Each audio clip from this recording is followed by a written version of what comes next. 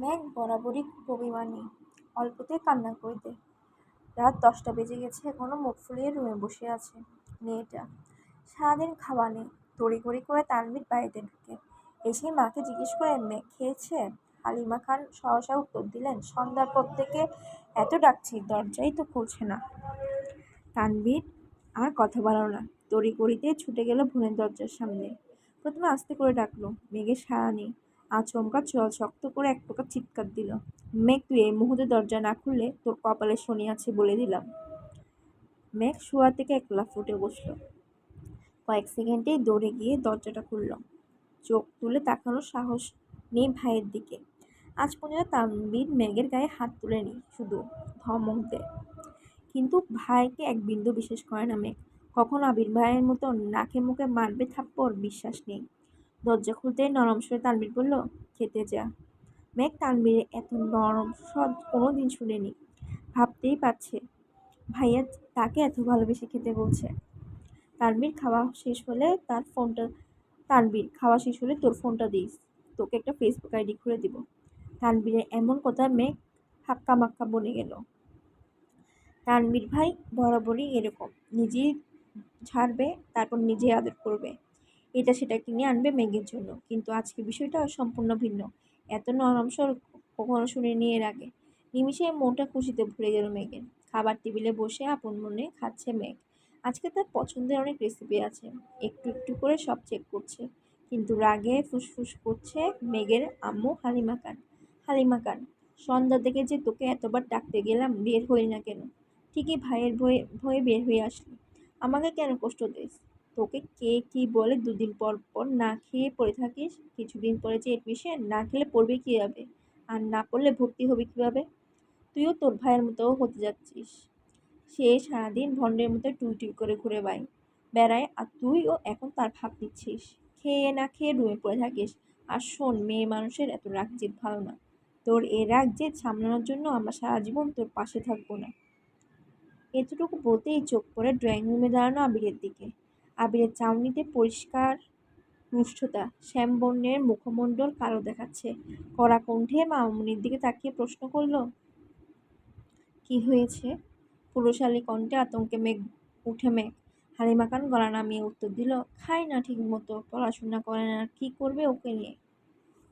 আবির পূর্বের অভিব্যক্তি বজায় রেখে উত্তর দিল, ওকে কিছু বলো না, কাল থেকে মেঘ টাইম টু টাইম খাবে। একটু এদিক ওদিক হলে সেটা আমি দেখব। আবিরের কথায় খুশি হয়ে গেল হালিমা খান। কিন্তু মেঘ খুশি হবে নাকি ভয় পাবে তা বুঝে উঠতে পারল না। এত বছর অভিমান করে মাঝে মাঝে না খেয়ে থাকলে তানভীর এসে ধমক ভাব বুঝিয়ে খাওয়াতো, এখন সে দায়িত্ব নিচ্ছে আরও একজন। 2জন মিলে মেঘকে শাসন করবে, ভাবতে মেঘের বুক কেঁপে ওঠে।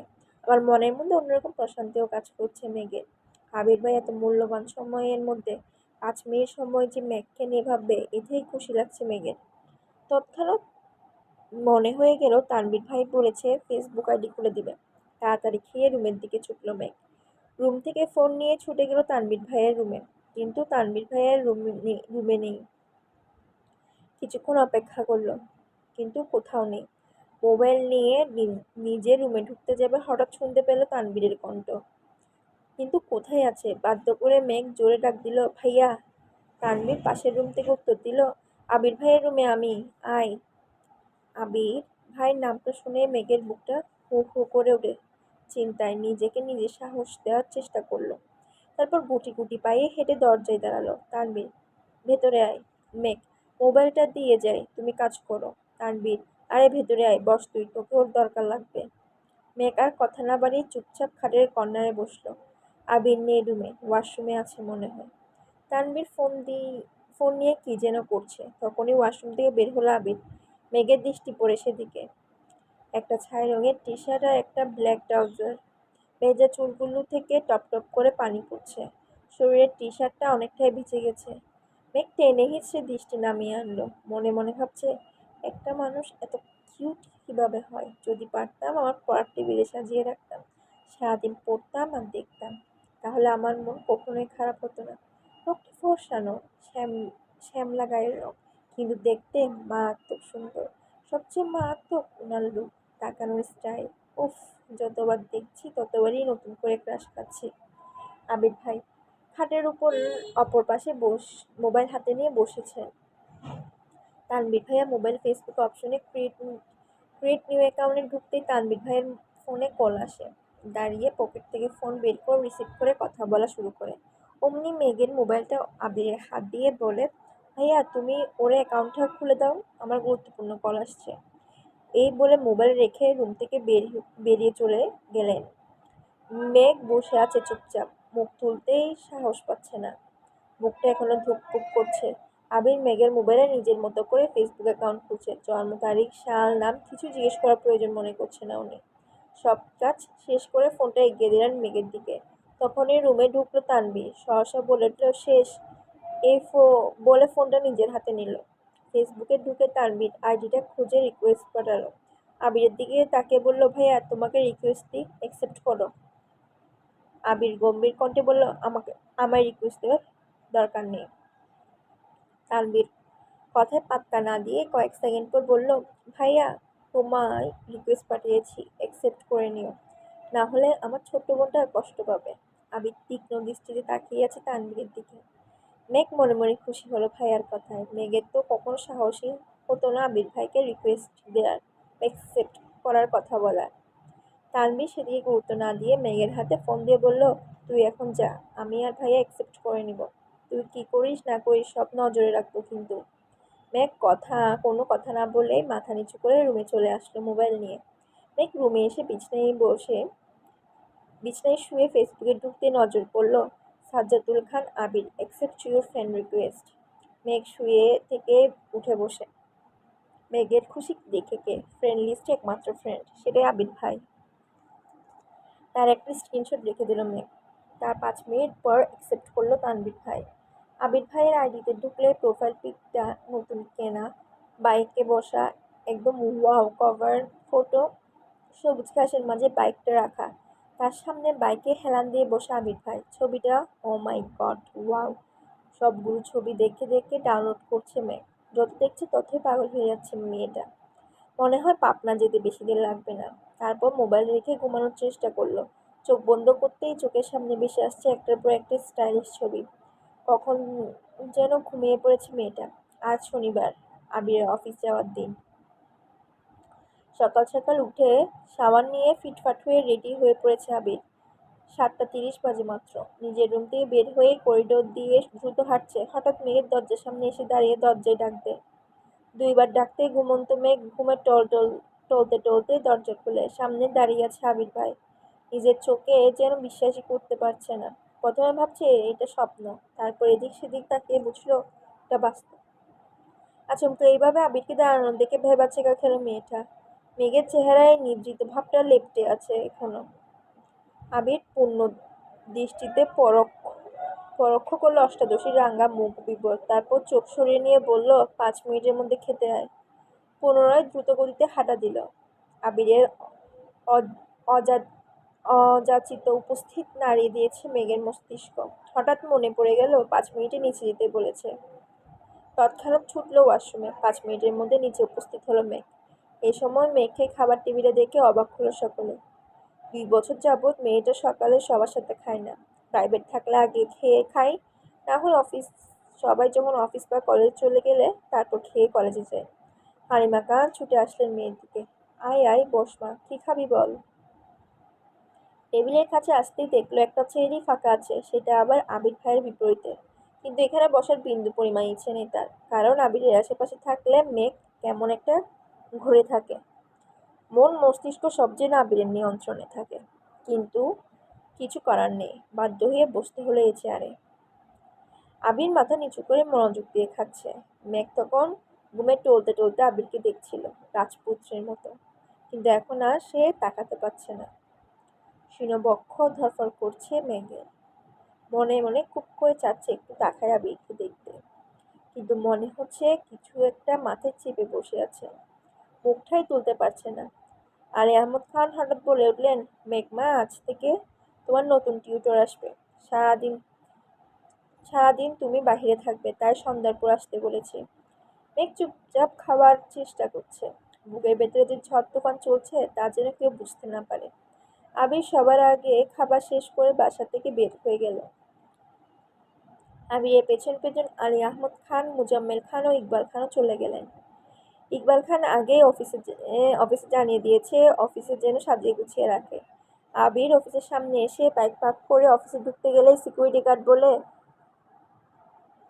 স্যার আপনাকে একটু বসতে হবে, বড় স্যাররা না আসলে আপনি ভেতরে যেতে পারবেন না।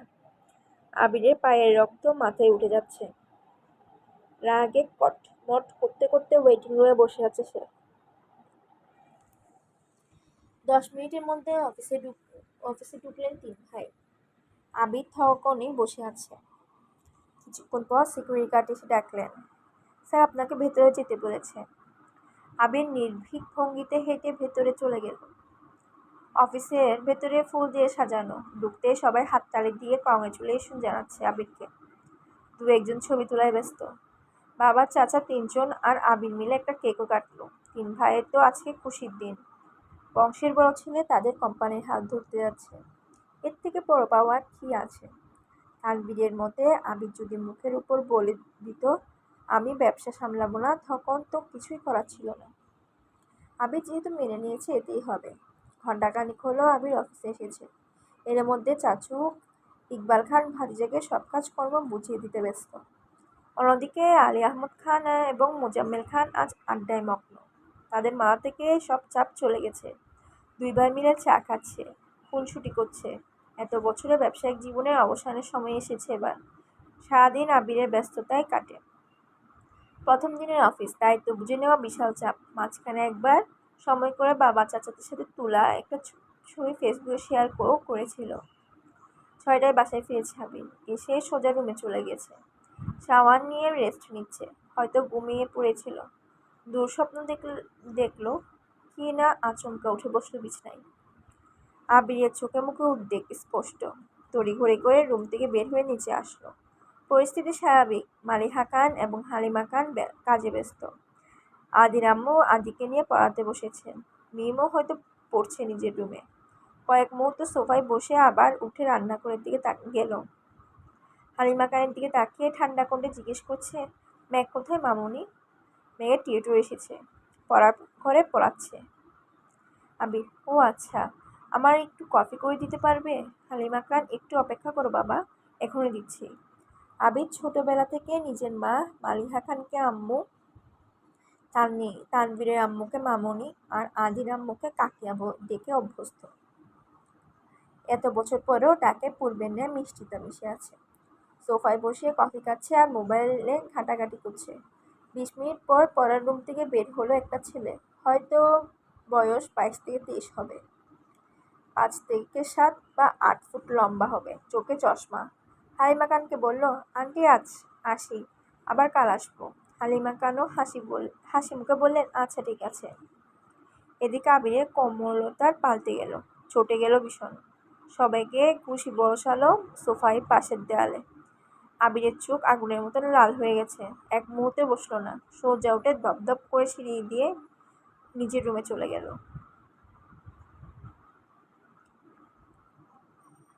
মনের উপর কারো হাত নেই। মনকে আমি যা বুঝাবো আমার মন তাই বুঝবে, এই স্লোগান দিতে দিতে নিজেকে শক্ত করলো মেঘ। আজকে সে ফজরের আজানের সময় উঠেছে। রাতে অ্যালার্ম দিয়ে ঘুমিয়েছিল। দিন যত যাচ্ছে পরীক্ষা তত কাছে আসছে। যেভাবেই হোক চান্স পেতে হবে। প্রথম টার্গেট মেডিকেল, দ্বিতীয় ঢাকা বিশ্ববিদ্যালয়। এজন্য সবই পড়তে হচ্ছে তাকে। নামাজ পড়তে বসেছে মেঘ। 7টা সাড়ে 7টা পর্যন্ত পড়াশোনা করেছে। সকালে খালি পেটে বেশিক্ষণ থাকা কষ্টকর, তাছাড়া পড়াশোনা করলে আরও বেশি ক্ষুধা পায়। গতকাল সন্ধ্যায় খেয়েছিল, সারা রাত কিছু খায়নি, ক্ষুধায় চুচু করছে পেট। দৌড়ে নিচে গেল মেঘ। মেঘের দৌড় দেখে ভয় পেয়ে গেলেন হালিমা খান। উনিও রান্নাঘর থেকে ছুটলেন। হালিমা খান, কি হয়েছে তোর, এভাবে ছুটছিস কেন? আমার খুব ক্ষুধা পাইছে আম্মু, তাড়াতাড়ি খেতে দাও। হালিমা খান, তুই কখন উঠেছিস? মেঘ, ফজরের সময় উঠেছি, তারপর পড়াশোনা করেছি, তাড়াতাড়ি খেতে দাও মামাই। হালিমা খান যেন খুশিতে গদগদ হয়ে গেলেন। ওনার মেয়ে পড়াশোনায় মনোযোগ দিচ্ছেন, সাথে খাওয়া দাওয়াতেও। এ তো প্রতিটা মায়েই প্রথা নিচ্ছে। উনি ছুটে গেলেন রান্নাঘরে। মেঘের পছন্দের সব খাবার হাজির করলেন মেঘের সামনে। মেঘ ক্ষুধার তাড়নায় ঝটপট খাবার শেষ করে নিজের রুমে চলে গেল। আজকে তার কোচিং, প্রাইভেট কিছু নেই। সন্ধ্যায় শুধু শাহরিয়ার ভাইয়া পড়াতে আসবেন। সারাদিন একটা রুটিন করে নিল মেঘ। টার্গেট সেট করে পড়াশোনা করলো। পড়াশোনা তাড়াতাড়ি করি। এদিকে 8টার পর বাড়ির সবাই খেতে বসেছে। আবির একেবারে রেডি হয়ে নেমেছে। চেয়ার টেনে বসতে বসতে নজর পড়ে সামনের চেয়ারটা ফাঁকা। নিষ্পলক তাকিয়ে কয়েক সেকেন্ড স্বাভাবিক হয়ে খাওয়া শুরু করে। ইকবাল খান জিজ্ঞেস করলেন, মেঘ কোথায়, উঠেনি এখনো? হালিমা খান প্রফুল্ল মেজাজে উত্তর দিলেন, ও নাকি সেই ভোরবেলায় উঠেছে, পড়তে পড়তে ক্ষুধা লেগেছে, তাই কিছুক্ষণ আগে খেয়ে গেল। আর আহমদ খান শীতল কণ্ঠে প্রশ্ন করলেন, শাহরিয়ার কি গতকাল এসেছিল? হালিমা খান পুনরায় উত্তর দিলেন, গতকাল আসেনি তো ভাইজান, মেঘ অনেকক্ষণ অপেক্ষা করেছে। আলী আহমদ খান স্বাভাবিক কণ্ঠে বললেন, হয়তো কোনো সমস্যা, আজ আসবে নিশ্চয়ই। কেউ আর কোনো কথা বলল না, চুপচাপ খাওয়াতে ব্যস্ত থাকলো। কিছুক্ষণ পর খাওয়া শেষে উঠে চলে গেলেন বাড়ির কর্তারা। বসে আছে নাকি 4 ভাই বোন। মিম আর আদি খুনছুটি করে খাওয়াতে ব্যস্ত। তানভীর হঠাৎ আবিরের দিকে তাকিয়ে বলল, ভাইয়া তোমার কি কিছু হয়েছে? সবার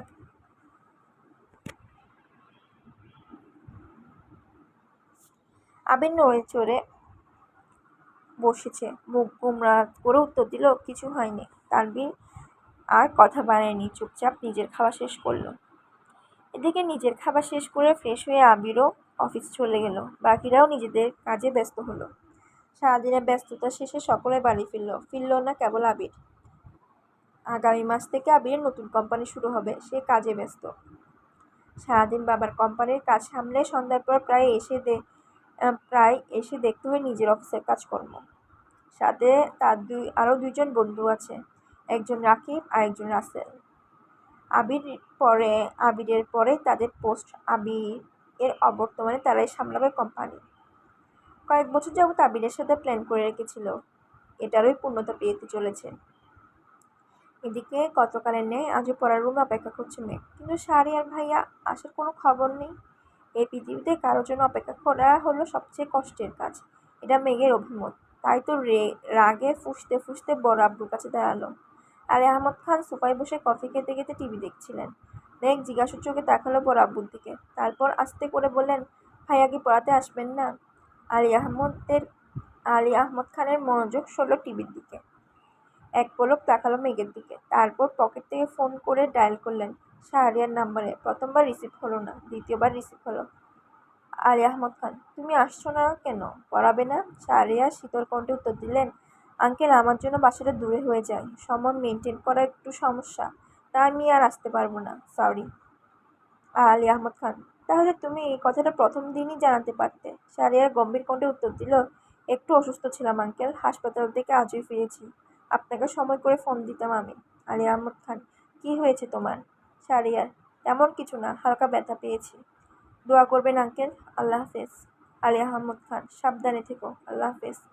আলী আহমদ খান মেঘকে জানালেন পড়াবে না। মেঘ কি বলবে বুঝে উঠতে পারল না, ঠাই দাঁড়িয়ে রইল সোফার পাশে। তখনই সিঁড়ি দিয়ে নামছিল তানভীর। মেঘের কাছে দাঁড়িয়ে প্রশ্ন করলেন, এখানে দাঁড়িয়ে আছিস কেন? মেঘ মাথা নিচু করে পাতলা অধর নেড়ে চেড়ে বলে, শাহরিয়া ভাই পড়াবেন না আমায়। তানভীর, তাতে মন খারাপ করার কি আছে, মানুষের সমস্যা থাকতেই পারে। মেঘ চোখ তুলে তাকালো ভাইয়ের পানে।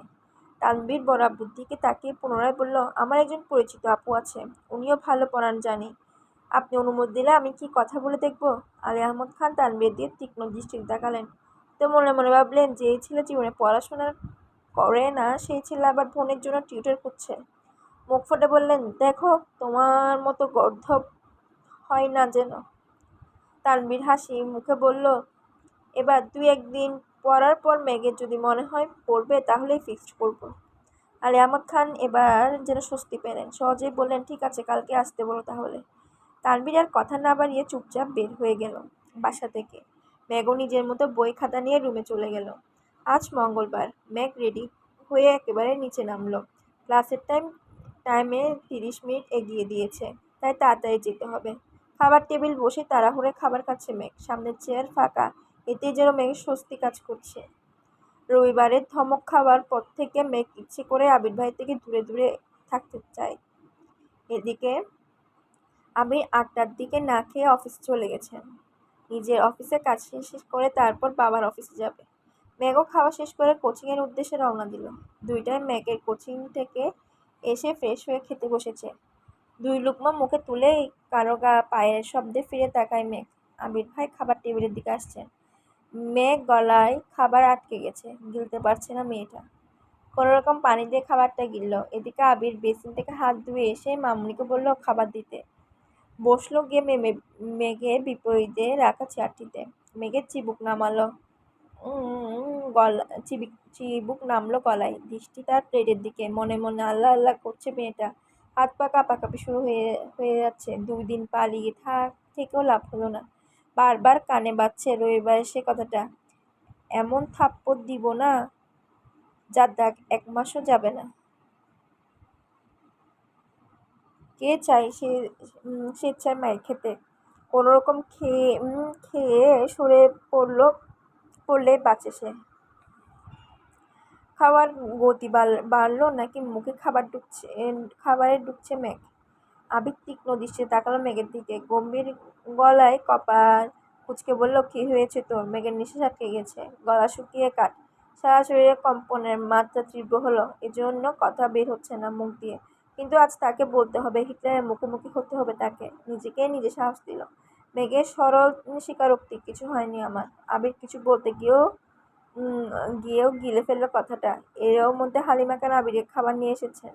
আবির খাওয়ার মনোযোগ দিলেন। হালিমা খান আবিরকে উদ্দেশ্য করে বললেন, সকালে কিছু খেয়েছিলে বাবা? আবির বুড়ো গম্ভীর কণ্ঠে উত্তর দিল, খাইনি। হালিমা খান কিছুটা চিন্তিত কণ্ঠে বললেন, সকালে খেয়ে গেলেই পারতিস, একটু দেরি হলে না হতো। আবির কোনো উত্তর দিল না। মেঘ মনে মনে ভাবছে, আমায় যে লোক হুমকি দেয় ঠিক মতো খেতে হবে, সে নিজে যখন না খেয়ে থাকে তখন তাকে কেউ ধমক দেয় না। সব দোষ এই মেঘের। থাকবই না এই বাড়িতে। উঠতে চায় টেবিল থেকে, তৎক্ষণাৎ চোখ পড়ে আবির ভাইয়ের দিকে। আবির মাথা নিচু করে খাচ্ছে। এখন উঠতে গেলে নিশ্চয়ই ধমক দিয়ে আবার বসাবেন। কে জানে আবার থাপ্পড়ি মারেন কিনা। এসব ভেবে মেঘ আবার বসে দ্রুত গতিতে খাওয়া শুরু করে। আবির ভাই রাগে এক প্রকার চিৎকার করে উঠলেন, একটা থাপ্পড় দিব তোকে, এভাবে খাচ্ছিস কেন? মেঘ থমকে গেল। ধমক খেয়ে চোখ টলমল করছে। তার মুখের ভাতগুলো কোনোরকম গিলল। মনে মনে ভাবল, আমাকে থাপ্পড় দেওয়ার এত ইচ্ছে আপনার? আবির থাপ্পড়ের ভয়ে 2 দিন যাবৎ খাবার টেবিলে সবার সাথে খায় না মেয়েটা। কে জানতো এই দুপুরবেলা আবির ভাই অফিস থেকে বাসায় চলে আসবে। জানলে হয়তো আগে খেয়ে নিত, না হয়ে আবির ভাই খাওয়ার পর খেতে বসত। কেন এই মানুষটা তার সামনে আসে? কেনই বা এত রাগ দেখায় ভেবে পায় না মেঘ। হঠাৎ মনে পড়ে যায় ঘুম থেকে উঠে বলা স্লোগানটা। মনের উপর কারো হাত নেই। মেঘ ভয় পাবে না আবিরকে। তারপর স্বাভাবিকভাবে প্লেটের ভাতগুলো শেষ করে হাত ধুয়ে সিঁড়ির দিকে যেতে নেয়। সোফার কাছে পর্যন্ত যেতে মিম আর আদি দৌড়ে এসে ঝাপটে ধরে মেঘকে। আকস্মিক ঘটনায় কিছুটা ঘাবড়ে গেলে মেঘ তারপর স্বাভাবিক কণ্ঠে বলে, কি হয়েছে তোদের? মিম ফিস ফিস করে মেঘকে বলল, আপু প্লিজ আবির ভাইকে বলো না আমাদের নিয়ে বাইকে ঘুরতে। কখনো বাইকে উঠিনি, প্লিজ বলবা। মেঘ কোনো কিছু না ভেবেই বলল, আমি বলতে পারবো না। আদি প্লিজ প্লিজ আপু, আমার বড় সাহসও পাচ্ছি না, প্লিজ তুমি একটু বলো না প্লিজ। মেঘ আবারও গভীর কণ্ঠে জবাব দিল, আমি পারবো না বলতে। তোদের ঘুরতে ইচ্ছে করছে তোরা বল। মেঘ মনে মনে ভাবছে, তোরাই সুখে আছিস, আমাকে তো উঠতে বসতে মার হুমকি দিচ্ছে। আমি এবার এটা বললে নিশ্চিত এখনই থাপ্পড়টা খাবো। আবিরের খাওয়া শেষ। এদিকে আসতে দেখে মেঘ চাইলো সে তাড়াতাড়ি রুমে চলে যাবে, কিন্তু আদি আর মিম আরও করুণ স্বরে বলছে, প্লিজ তুমি বলো না। এবার মেঘ রেগে কটমট করে বলে, আমি বললাম তো পারবো না। মিম আর আদি যেন চুপসে গেল। মেঘ আর এক মুহূর্তে দাঁড়ালো না, সিঁড়ি দিয়ে উঠায় ব্যস্ত। আবির বিষয়টা লক্ষ্য করেছে। আবির আদিকে জিজ্ঞেস করে, কাকে কি বলতে বলছিস ওকে? মিম শ্বাস টেনে সাহস নিয়ে বলল, ভাইয়া আমাদের আপনার বাইকে নিয়ে ঘোরাবেন প্লিজ। মেঘ সিঁড়িতে উঠতে উঠতে ফিসফিস করে বলছে, হিটলার নিবে বাইকে তোদের? সেগুলো সেগুলো বালি। আবির কণ্ঠে 3 গুণ ভারী করে উত্তর দিল, আমার বাইকে কাউকে উঠাবো না। কিছুদিন পর তানভীরকে বাইক কিনে দিব, তখন ও তোদের নিয়ে ঘুরবে। আদি অকস্মাৎ প্রশ্ন করল, তুমি তানভীর ভাইকে নিয়ে ঘুরো না? আবির এবার স্বাভাবিক কণ্ঠে বলল, এখনো তানভীর আমার বাইকে ওঠেনি, তবে ভবিষ্যতে উঠতে পারে। ওর সাথে তোদের কি সম্পর্ক? মিম আর আদি বোবা হয়ে রইল। মেঘের কথা ফলে যাওয়াতে নিজেকে নিয়ে গর্বে করতে করতে মেঘ রুমের দিকে যাচ্ছে আর ভাবছে, দুই ভাইয়ের গলায় গলায় সম্পর্ক, অথচ বাইকে ওঠার পারমিশন দেয়নি। সে সহসা অভিব্যক্ত পাল্টালো মুখের। বিড় করে বলল, হিটলারের থেকে ভালো আর কি আশা করা যায়? রুমে গিয়ে সোজা শুয়ে পড়ল মেঘ। ফোনটা হাতে নিল। এই 2-3 দিনে একেবারের জন্য ফেসবুকে ঢুকে নিছে। মন খারাপ কাটাতে ঢুকলো ফেসবুকে। কিছুক্ষণ ঘোরাঘুরির পর একটা পোস্ট সামনে আসছে। একদিন আগে আবির ভাই ফেসবুকে একটা অসম্ভব সুন্দর ছবি আপলোড করে দিয়েছেন। সাথে ছোট করে ক্যাপশন দিয়েছেন, শূন্যতা আমায় ঘিরে আছে আর আমি ঘিরে আছি মোহে। মেঘ ছবিটা দেখে যতটা খুশি হলো তার থেকে বেশি চিন্তিত হলো ক্যাপশনে কি বুঝিয়েছেন উনি তা ভাবতে। সে ক্যাপশন বোঝার চেষ্টায় মগ্ন হলো। উনি কি তাহলে সত্যিই কারোর সাথে রিলেশনে আছেন? তৎক্ষণাৎ উত্তরে আসলো মনের ভেতর থেকে, উনি প্রেম করলে তোর কি? তোর যে উঠতে বসতে থাপ্পড় দেওয়ার ভয় দেখায়, তোর লজ্জা করে না এই হিটলারকে নিয়ে ভাবতে? সঙ্গে সঙ্গে ডাটা অফ করে ফোন রেখে দিল মেঘ। সত্যিই তো, সেই তো আবির ভাইয়ের উপর রেগে আছে, তাহলে আবার আবির ভাইকে নিয়ে ভাবছে কেন? এদিকে আবির ভাই রুমে এসে 5 থেকে 10 মিনিট রেস্ট নিয়ে আর নিজের ল্যাপটপে আর কিছু কাগজপত্র নিয়ে বেরিয়ে পড়েছে। সন্ধ্যায় মেঘের নতুন টিউটর এসেছে। বয়সে তো বেশি না, ঢাকা বিশ্ববিদ্যালয়ে ফিজিক্স পড়াশোনা করছেন, এবার 3য় বর্ষে আছে। দেখতে মাশাআল্লাহ অনেক সুন্দরী, গোলগাল চেহারা, বোরকা পরে হিজাব করে এসেছেন। গুছিয়ে কথা বলেন, সুন্দর করে বুঝিয়ে পড়িয়েছেন মেঘকে। মেঘ যেন পড়ার থেকেও বেশি মুগ্ধ হয়েছেন ওনার কথার স্টাইলে। ওনার নাম জান্নাত। মেঘ ওনাকে এতই ভালো লেগেছে যে 2 দিন পড়া পর্যন্ত অপেক্ষা করতে পারল না। জান্নাত আপু চলে যাওয়ার সঙ্গে সঙ্গে ছুটে গেলেন বড় আব্বুর কাছে। জানালেন ওনার কাছেই পড়বে সে। আলী আহমদ খান যেন কিছুটা নিশ্চিন্ত হলেন। তারপরও মেঘকে বললেন, কখনো যদি মনে হয় তোমার পড়ার ঘাটতি হচ্ছে তাহলে আমি নতুন টিউটর আনবো, তুমি চিন্তা করো না, পড়াশোনায় মনোযোগ দাও। মেঘ ঠিক আছে বলে নিজের রুমে চলে গেল। রাতে সবাই একসাথে খাওয়া দাওয়া করলো, কিন্তু আবির নেই। ইদানিং আবির অফিস শেষ করে নিজের নতুন অফিসে চলে যায়। ওখানে সব গোছানো, প্ল্যানিং করা, এসব নিয়ে ব্যস্ত থাকে। রাত 11টার আগে ফিরেই না।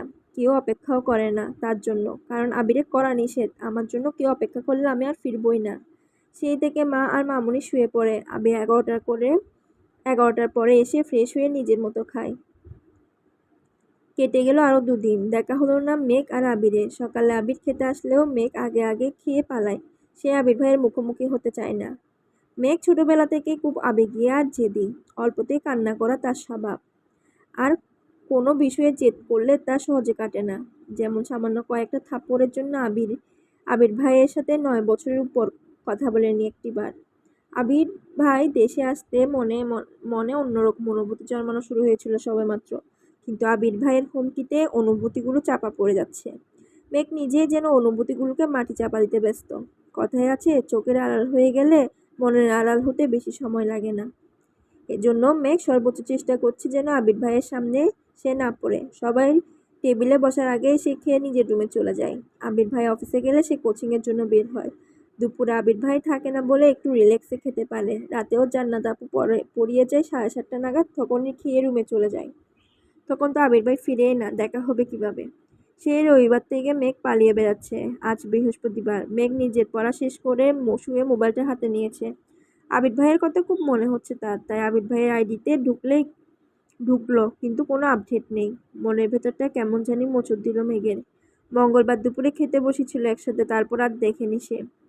মেঘের খুব ইচ্ছা করছে আবির ভাইকে দেখার, মনকে কোনোভাবে শান্ত করতে পারছে না। মনের জোরগুলো নিস্তেজ হয়ে পড়ছে। অনেকক্ষণ মনকে বুঝিয়ে ব্যর্থ হয়ে তাই রুম থেকে বের হয়ে গুটি গুটি পায়ে গিয়েছে আবির ভাইয়ের রুমের দিকে। রাত তখন 11টার উপর। ড্রয়িং রুমে একটা হালকা আলোর ভাঁজ জ্বলছে। পুরো বাড়ি অন্ধকার। মেঘ আবির ভাইয়ের রুমের সামনে দাঁড়ালো। দরজা চাপানো। আস্তে করে ধাক্কা দিল মেঘ। চেক করতে চেয়েছিল খোলা কি বন্ধ। মেঘের হালকা ধাক্কা দিয়েই দরজা গেল খুলে। কিছুটা খাপড়ে গেল মেঘ। যদি আবির ভাই রুমে থাকেন তাহলে আজ থাপ্পড় নিশ্চিত। তাই 2 গালে হাত দিয়ে আস্তে করে উকি দিল রুমে। রুমের বারান্দায় বাল্ব জ্বলছে। সেটার আলোয় রুমে আসছে। মোটামুটি আলোকিত হয়ে আছে রুমটা। আবির ভাই কোথাও নেই। বিছানা টান টান করে পাতানো। টেবিলে বই, খাতা, কাগজপত্র এলোমেলোর সাথে একটি ল্যাপটপের আলো জ্বলছে। চেয়ারের সাথে 2-3টা কাপড় এলোমেলো পড়ে আছে। ছেলেদের রুম সচরাচর যেমন হয়। মেঘ মনে মনে ভাবছে, আবির ভাই কি এখনো ফেরেনি? নিজের রুমের দিকে ফিরে একদমই এক কদম এগোতে কানে ভেসে আসে গানের সুর। দাঁড়িয়ে পড়ল মেঘ, মনে মনে ভাবছে, গান কে গাইছে? আবির ভাই না তো। আবারও ঘুরে গুটি গুটি পায়ে এগিয়ে গেল সিঁড়ির কাছে। মেঘ এই জীবনে কোনোদিন সন্ধ্যার পর ছাদে যায়নি, সবাই গেলেও যায়নি। ওর ভয় লাগে, সন্ধ্যাবেলা নাকি ছাদে তানারা ঘুরে বেড়ায়। সারা রাত ছাদেই থাকেন, এ ভয়ে ছাদে পা বাড়ায় না। সিঁড়ির নিচে থমকে দাঁড়ালো মেঘ। এই গান কি তানারা গাইতেছেন আমাকে আকৃষ্ট করে নেওয়ার জন্য? যাবে কি যাবে না এটা ভাবছে মেঘ। বুকে সাহস নিয়ে 2 কদম এগিয়েছে মেঘ। একটু উঁকি দিয়ে দেখলো ছাদের দিকে, ছাদের এর গেট খোলা। এটা দেখেই মনে সাহস পেল মেয়েটা। তানারা গান গাইলেও গেট খুলবার কি দরকার? তাহলে আল্লাহ আল্লাহ করে এগুচ্ছে মেঘ। গেটের কাছে এসে বুকে হাত রেখে উঁকি দিল ছাদের দিকে। ছাদের এক কর্নারে নজর পড়ল, চেয়ারের উপর হেলান দিয়ে বসে আছে কেউ একজন। ছাদের উপর থেকে মেঘ সরে যেতে স্পষ্ট বোঝা গেল এটা আবির ভাই। মেঘ নিস্তব্ধ হয়ে দাঁড়িয়ে পড়ল। এত রাতে আবির ভাই ছাদে কি করেন? কৌতূহলে মেঘের আগে আগে কি গান গেয়েছে তা বুঝতে পারেনি। নিচ থেকে শুধু সুরটাই শুনেছে। এখন আবির ভাই নীরব। কয়েক মুহূর্ত পর আবির ভাই আবার শুরু করলো। ছোট্ট বুকে মেঘ জমিয়ে কনের কেন কি ছোট্ট বুকে মেঘ জমিয়ে কেন রে কাঁদিয়ে পাখি, তুই ফিরবি বলে আমি কেমন সন্ধ্যায় নামিয়ে রাখি, ছোট্ট তোর ওই ওমর ডানায় নাক ঘুষতে দিবি, বুকের ভেতর গুলগুলিতে একলা পাখি হবি, তুই বুকের ভেতরে গুলগুলিতে একলা পাখি হবি। মেঘ উদ্বিগ্ন নয়নে তাকিয়ে আছে আবির ভাইয়ের দিকে। ছেলেদের গান শেখাতে হয় না, তারা খালি গলাতে গান গাইলেও যেন অসম্ভব সুন্দর লাগে। মেঘ মুগ্ধ হয়ে আবিরের গান শুনছে। আবির ভাই একই লিরিক্স বারবার গাওয়াতে গানে মনোযোগ দিল মেঘ। নিজেকে নিজে প্রশ্ন করল মেঘ, এই গান কাকে উদ্দেশ্য করে গাইছেন উনি? আমাকে নিয়ে নয়তো? এটুকু বলতে মুখে হাসি ফুটল মেঘের। তৎক্ষণাৎ মনে হলো, উনি আমাকে নিয়ে কেন গান গাইবে? আমি কে? তানভীর ভাই তো সেদিনই বলল আবির ভাইয়ের জীবনে কেউ আছে, তাহলে কি তার কথা ভাবে গাইছেন? সঙ্গে সঙ্গে হাসি গায়েব হয়ে গেল মেঘের। নিস্তব্ধ আঁকিতে তাকিয়ে আছে সে। বুকের বাঁ পাশে হালকা ব্যথা অনুভব হলো। ওনার মনে সত্যি অনেক দুঃখ, না হয় এমন গান কেউ গায়?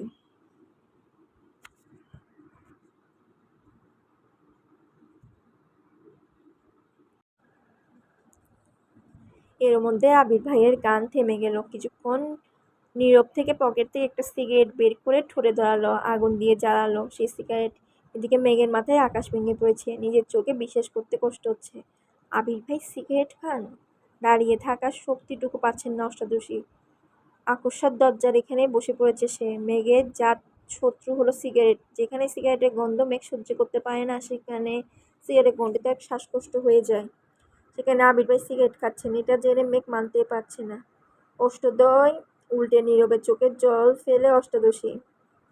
যাকে সে মিস করছিল এতক্ষণ, তাকে দেখার জন্য উদ্বেগ ছিল। তাকে খুঁজে এসে এরকম একটা দৃশ্য দেখবে সে তা কল্পনা করেনি।